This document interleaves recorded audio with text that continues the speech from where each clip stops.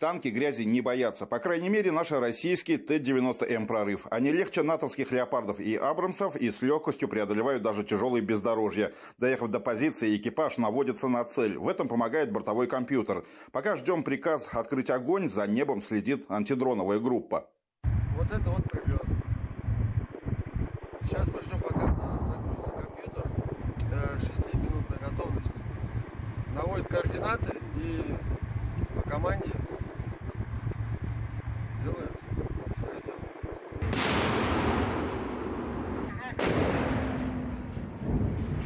Танкисты наши выдвинулись на огневые позиции. Со скрытых позиций начали отрабатывать по координатам. На боевое задание выехало сразу несколько экипажей, чтобы устроить противнику так называемую карусель. Работают поочередно с разных позиций. Стреляет и наша артиллерия. Корректировку дают операторы БПЛА из отряда «Айгир». Точность ювелирная. Удается попасть по бронетехнике противника прямо во время движения.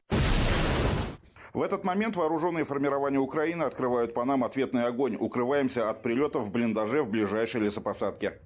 Накрывают практически постоянно. Идут перестрелки. Арт-дуэль не прекращается. Наша арта работает тоже. Сейчас вот слышны звуки прилетов.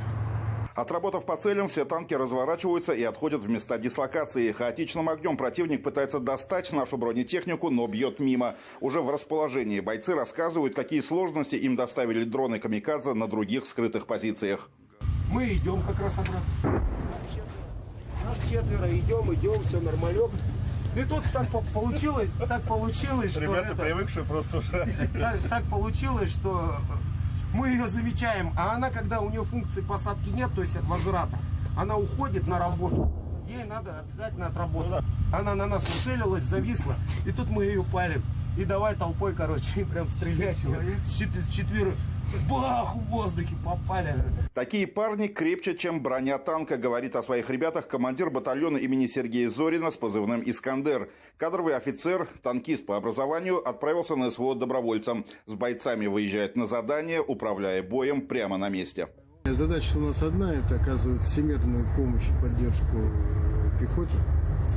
Они на самом таком передовом. Вот только сейчас вот вернулись, оказывали огневую поддержку, стреляли с позиции по противнику.